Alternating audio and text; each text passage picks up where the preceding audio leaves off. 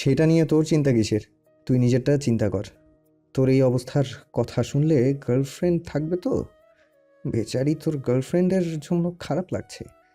বিয়ের আগেই জামাই বোবা হয়ে গেল। শুধু বোবা না, সাথে ল্যাংড়াও। তাহরিমের কথা শুনে তানজিম কিছু বলতে নিবে, গলায় ব্যথা পাওয়ায় পাশে থাকা খাতার মাঝে বড় বড় করে কিছু একটা লিখল। তাহরিমের দিকে ধরতেই তাহরিম পড়া শুরু করলো। আপনি জেনে উপকৃত হবেন যে আমি তানজিমের কোনো গার্লফ্রেন্ড নেই। পুরোটা পড়ে তাহরিম হো হো করে হেসে উঠল। হাসি কিছুটা থামিয়ে টেবিলের উপর থেকে হাত ঘড়িটা নিয়ে পড়তে পড়তে বলল, ডিয়ার ছোট ভাই, আপনি জেনে খুশি হবেন যে আপনার বিষয়ে সকল তথ্য আমার কাছে আছে। আপনি কখন কার সাথে যান, কার সাথে ডেট করেন, এভরিথিং। আজ টিনা তো কাল নাতাশা, এর পরের দিন আরুষি। প্লে বয় কোথাকার। তাহরিমের কথা শুনে তানজিমের কাশি উঠে গেল। কাশতে কাশতে এক পলক ভাইয়ের দিকে তাকিয়ে পুনরায় টেবিল থেকে এক গ্লাস পানি নিয়ে খেতে লাগলো। তানজিমের এই অবস্থা দেখে তাহরিম হাসতে হাসতে কুশনকে কল করে গাড়ি বের করতে বলে।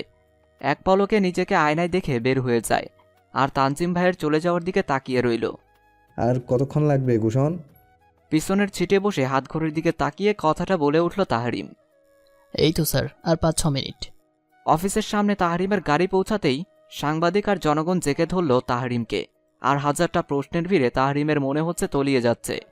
সেলিব্রিটি হলে এই এক সমস্যা। কোনোভাবে সব উপেক্ষা করে ইন্টারভিউ নেওয়ার কক্ষে প্রবেশ করল। তাহরিম কক্ষে প্রবেশ করতেই আমি দাঁড়িয়ে গেলাম আর হাতে ফাইল, চোখের চশমাটা একটু ঠিক করে বললাম, বসুন মিস্টার তাহরিম তালুকদার। আমি সবসময় চশমা পরি না। আমার চশমা নেওয়া মূলত আমার মাথা ব্যথার জন্য। আবার বেশিক্ষণ ক্যামেরার সামনে থাকলে মাথা ব্যথা শুরু হয়ে যাবে, তাই সেফটি মেনটেন করতে মূলত আজ চশমা পরা। আমিও সামনে থাকা চেয়ারে বসলাম, ক্যামেরাও অন করা হলো। কেমন আছেন তাহরিম তালুকদার? আলহামদুলিল্লাহ, আল্লাহ ভালো রেখেছে। আপনি কেমন আছেন? এই তো আলহামদুলিল্লাহ। আপনাকে এখানে আসার জন্য অসংখ্য ধন্যবাদ।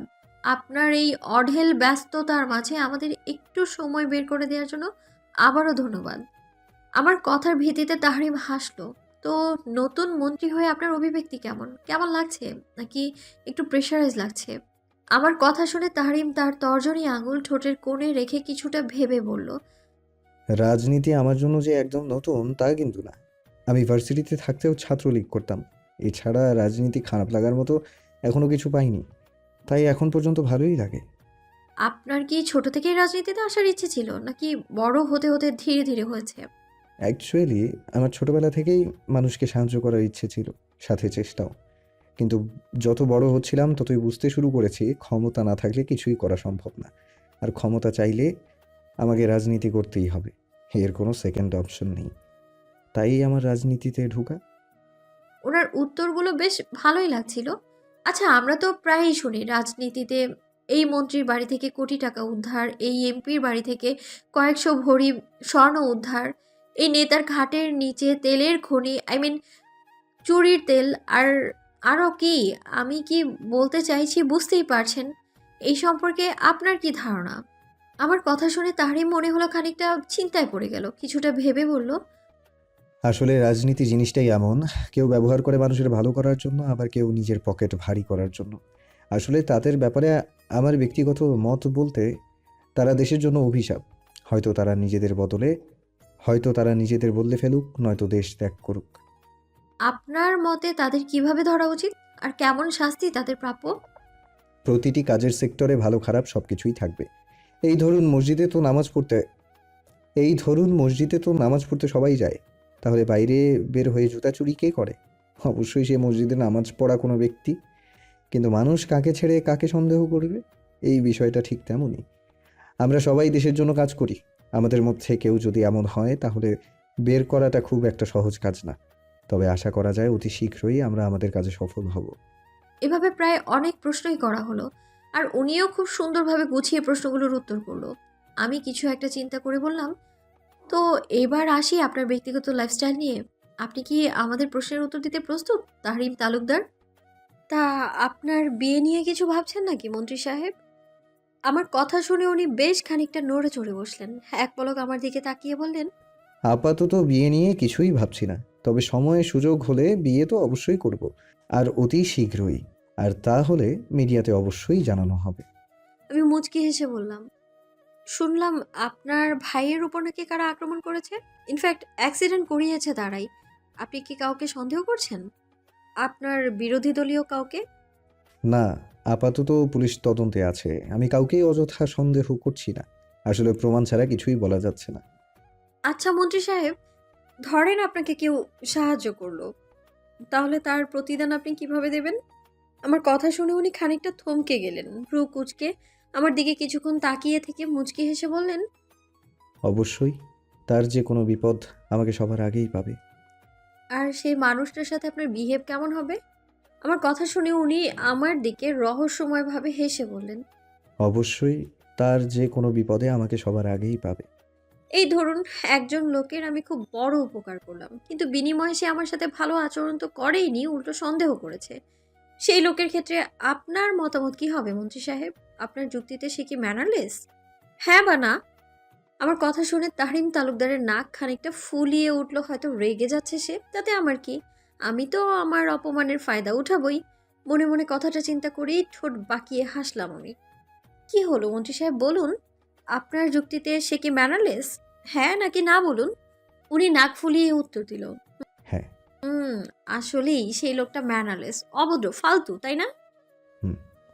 উনি বেশ রেগে যাচ্ছে মনে হচ্ছে, তাই আর কিছু বললাম না, টপিক চেঞ্জ করে বললাম, তা মন্ত্রী তাহরিম তালুকদার, বিয়ে করার সময় তো মিডিয়াকে জানাবেন, আর অতি শীঘ্রই আপনি বিয়ের পিঁড়িতেও বসবেন, তাহলে কি আমরা ধরে নেব যে আপনার প্রিয়, আই মিন মনের মানুষটাকে আপনি পেয়ে গেছেন? আমার কথা শুনে উনি হাসলেন। হয়তো পেয়ে গেছি, তবে আমি শিওর নই। আগে শিওর হই, তারপর তাকে বলবো।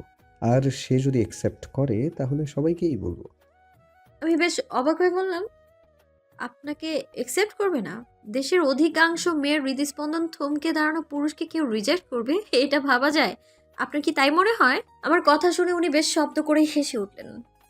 আপনি হলে অ্যাকসেপ্ট করতেন? ওনার কথায় আমি বেশ ভ্যাবাচাকা খেয়ে যাই।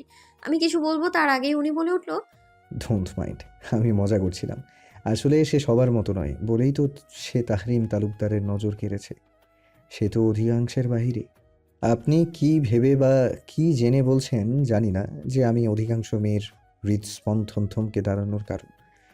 কিন্তু আমার তো মনে হয় আমার উপস্থিতি সেই মেয়েটার ভ্রু কুঁচকে দেওয়ার কারণ। ওনার কথায় আমি আবারও বেশ ভ্যাবাচাকা খেয়ে গেলাম। বাহ, বেশ ভালোই মন জয় করে নিয়েছে। আশা করছি খুব তাড়াতাড়ি আমাদের তরুণ মন্ত্রী তাহরিম তালুকদারের বিবাহের দাওয়াতটা পাবো।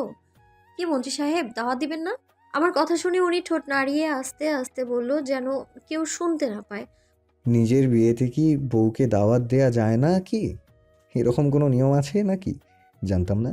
ওনার মুখ নাড়তে থাকায় আমি ভ্রুকুচকে জিজ্ঞেস করলাম, কিছু বললেন? আমার কথা শুনে উনি মুখ তুলে আমার দিকে তাকালো।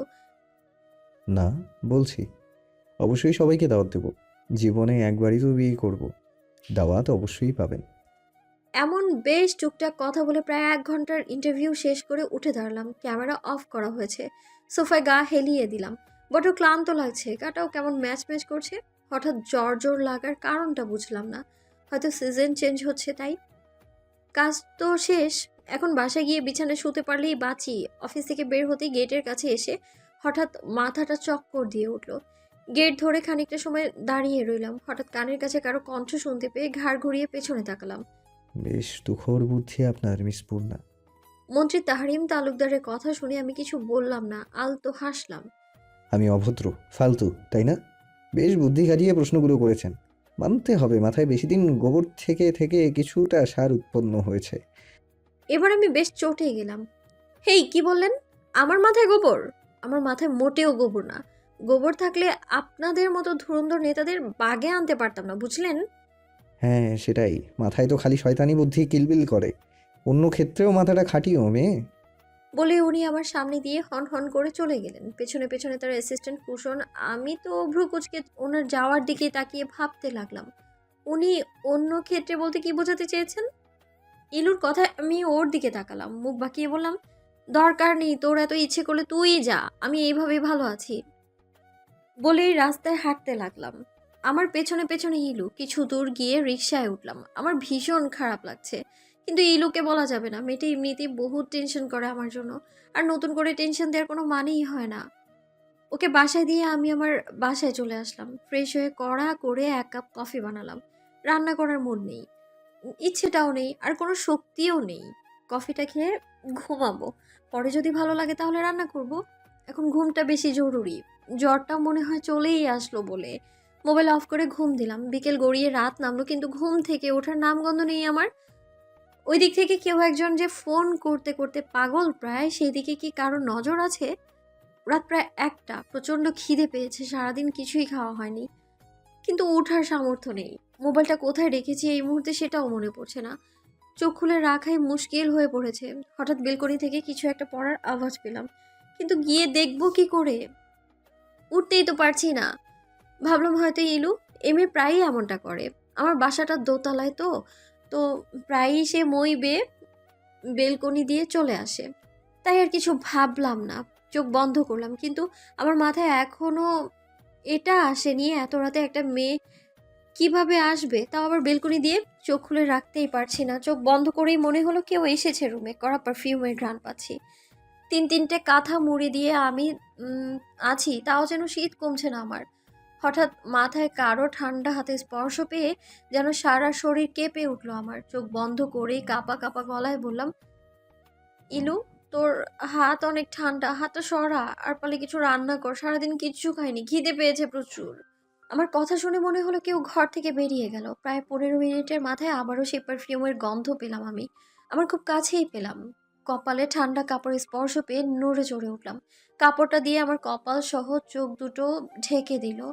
মাথাটা উপরে তুলে বালিশটা খাটের সাথে হেলান দিয়ে রেখে আমাকেও উঠিয়ে এক হাতে জড়িয়ে খাটে হেলান দিয়ে বসালো।